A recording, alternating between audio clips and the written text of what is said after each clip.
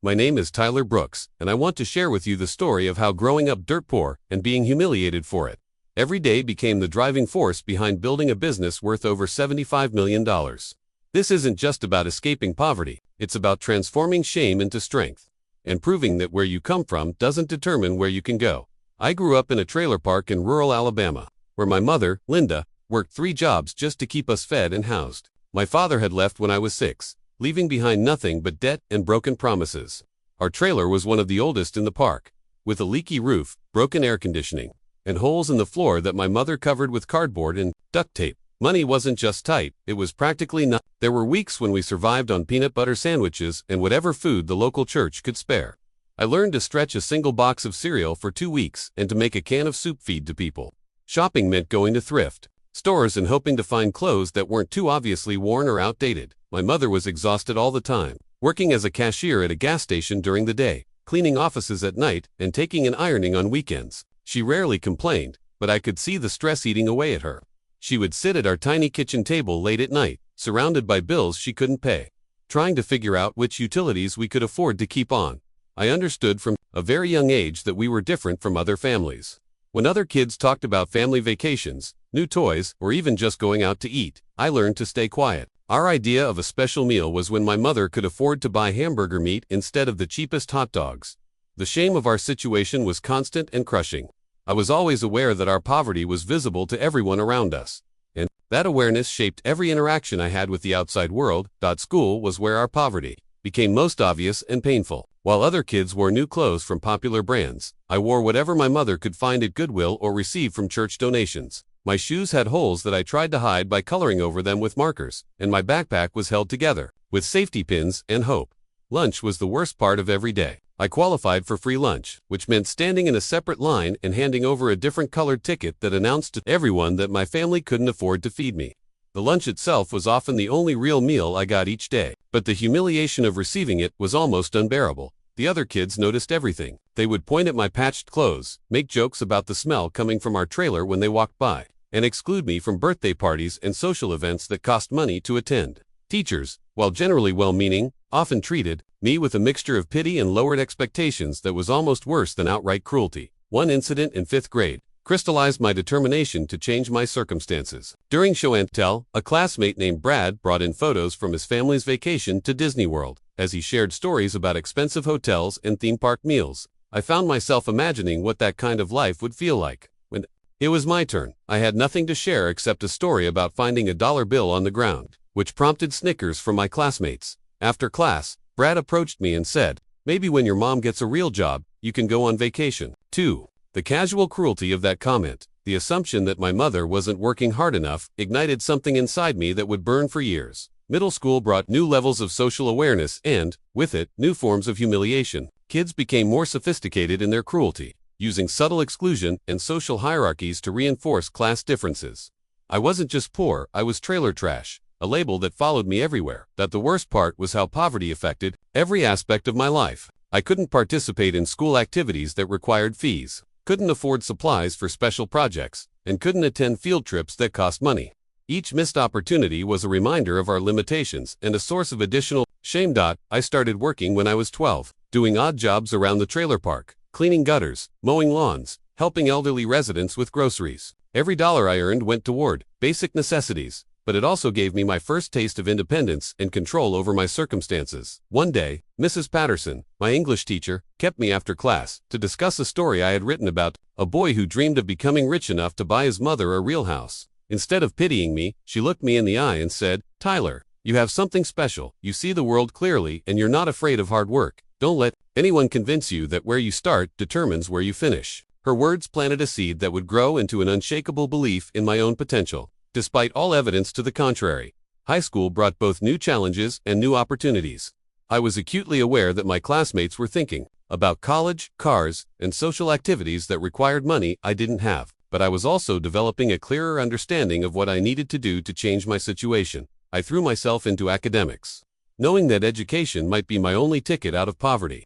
I maintained a perfect GPA while working 20 hours a week at a local grocery store, stocking shelves and bagging groceries. Every paycheck went toward helping my mother with bills and saving for a future I was determined to create. The job at the grocery store taught me valuable lessons about business operations, customer service, and work ethic. I noticed how inventory was managed, how pricing decisions were made, and how customer satisfaction affected sales. I started reading business books from the library, teaching myself about entrepreneurship and wealth building. My senior year, I applied for every scholarship I could find, wrote dozens of essays about overcoming adversity, and worked with counselors to navigate the college application process. When I was accepted to the state university with a partial scholarship, it felt like the first step toward the life I had been dreaming about. But even that victory was bittersweet. At graduation, while my classmates celebrated with expensive parties and new cars as gifts, I worked an extra shift at the grocery store to help my mother pay rent. College was simultaneously liberating and intimidating. For the first time, I was surrounded by people who didn't know about my background, but I was also acutely aware of the economic gap between myself and most of my classmates. While they worried about social activities and spring break trips, I worked multiple jobs to cover expenses that my scholarship didn't address. I majored in business administration, focusing on entrepreneurship and finance. Every class felt like a revelation. I was learning the language of business, understanding how wealth was created and preserved, and developing the knowledge base I would need to build something significant. But the learning wasn't just academic. I was also learning about social capital, networking, and the unspoken rules of professional success. I watched how my wealthier classmates effortlessly connected with professors, secured internships through family connections, and assumed that success was their birthright. During my sophomore year, I started a small business buying and reselling textbooks, taking advantage of price differences between online retailers and campus bookstores. What began as a way to earn spending money taught me about market analysis, inventory management, and customer acquisition. By my senior year, the textbook business was generating enough profit to pay for all my college expenses. More importantly, it gave me confidence that I could identify opportunities and execute business plans successfully. I realized that my background had actually given me advantages that my wealthier peers lacked. I was comfortable with risk, motivated by necessity, and unafraid of hard work. After graduation, I took a job at a management consulting firm in Atlanta, eager to learn about corporate strategy and gain experience in the business world. The salary seemed enormous compared to anything I had ever earned, but I quickly realized that it barely covered the cost of living in a major city. While paying off student loans, more challenging than the financial pressures were the social and cultural barriers. My colleagues came from backgrounds of privilege that I couldn't relate to. They talked casually about family connections in various industries, summer homes, and experiences that required significant wealth. Networking events were particularly difficult. I felt like an imposter trying to fit into a world where I clearly didn't belong, but I was determined to succeed, and I threw myself into learning everything I could about business strategy, client management, and industry dynamics. I consistently received excellent performance reviews and was praised for my work ethic and analytical skills. During my second year at the firm, I was assigned to a project with a small manufacturing company that was struggling with operational efficiency. As I spent time in their facility, I noticed opportunities for improvement that seemed obvious to me but had been overlooked by previous consultants who lacked hands-on experience with blue-collar work. The recommendations I developed helped the client reduce costs by 30% and increase productivity significantly. More importantly, the project gave me insight into the gap between high-level business consulting and practical operational knowledge.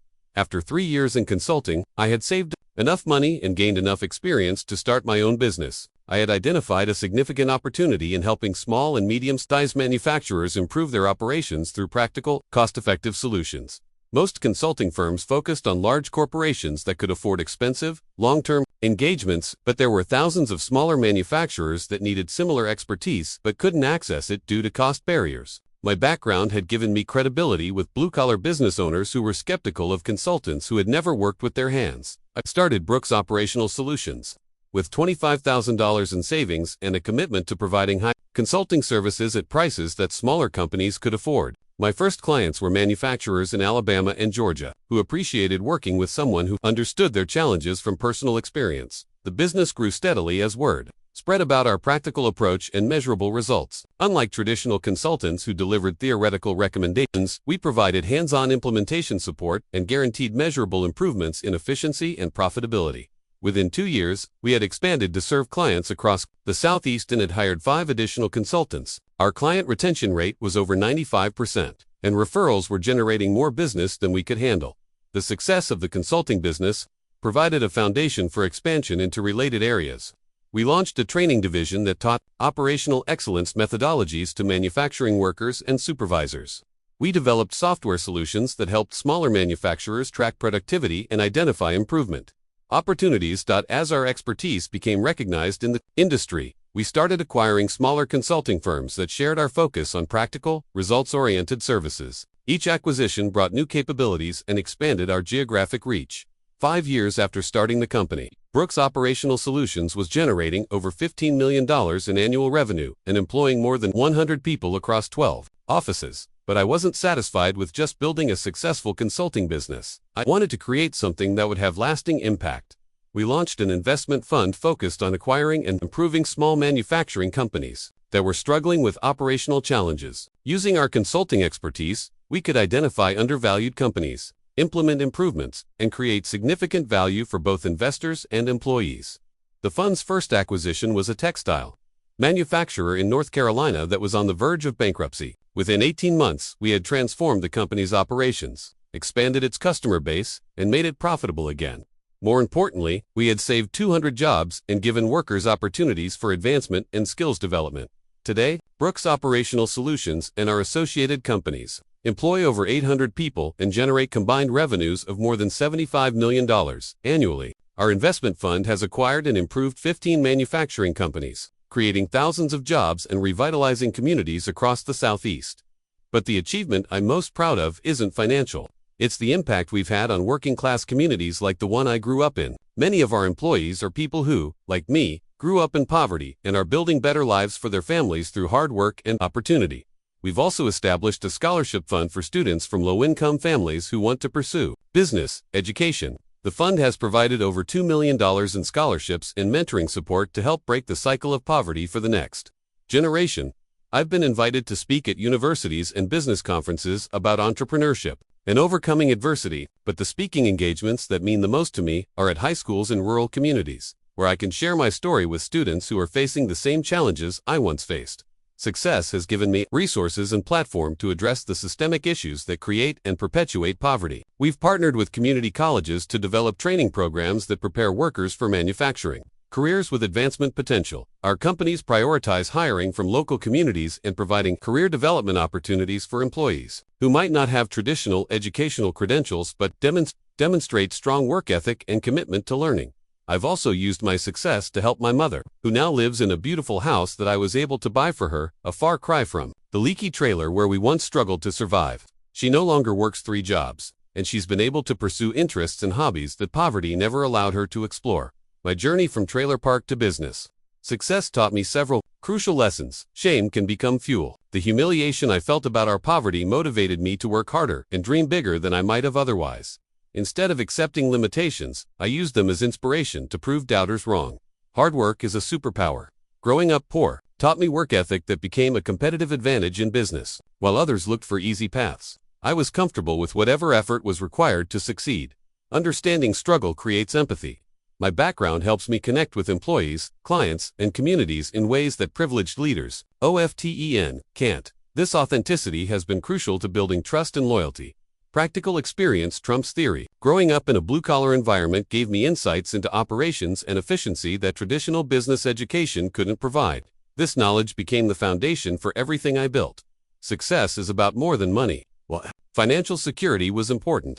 The real satisfaction came from creating opportunities for others and proving that circumstances don't determine destiny. If you're reading this and you're currently struggling with poverty, feeling ashamed of your circumstances, or being told that people like you don't succeed, I want you to know that your current situation is not your final destination. The same challenges that feel overwhelming right now are preparing you for success in ways you can't yet see. Your work ethic, your resilience, your ability to find solutions with limited resources. These are superpowers that privileged people often lack. Don't let anyone make you feel small because of where you come from. Use their doubt as motivation to prove them wrong. Every time someone underestimates you because of your background, remember that their blindness to your potential is their loss and your advantage. Start where you are, with what you have. Learn everything you can, work harder than everyone around you, and never forget that your perspective and experiences are valuable assets, not liabilities. The people who mock your worn-out shoes today might be working for the company you build tomorrow. Your current struggles are not punishments, they're preparation for the success that's coming. Keep grinding, keep learning, keep believing. Your breakthrough is closer than you think. Asterisk, we want to hear your story. Have you overcome poverty to achieve success? Have you transformed financial struggle into business opportunity? Have you built something meaningful? Despite starting with nothing, we'd love to feature your journey. How to share your story. Tell us about the challenges you faced growing up in poverty. Share how you turned shame into motivation for success. Describe what breakthrough moment changed everything for you. Let us know what advice you'd give to others facing similar struggles. Your rags torches story could inspire someone else to believe in their potential despite their circumstances. Don't forget to subscribe for more inspiring stories of people who refuse to let their starting point determine their destination.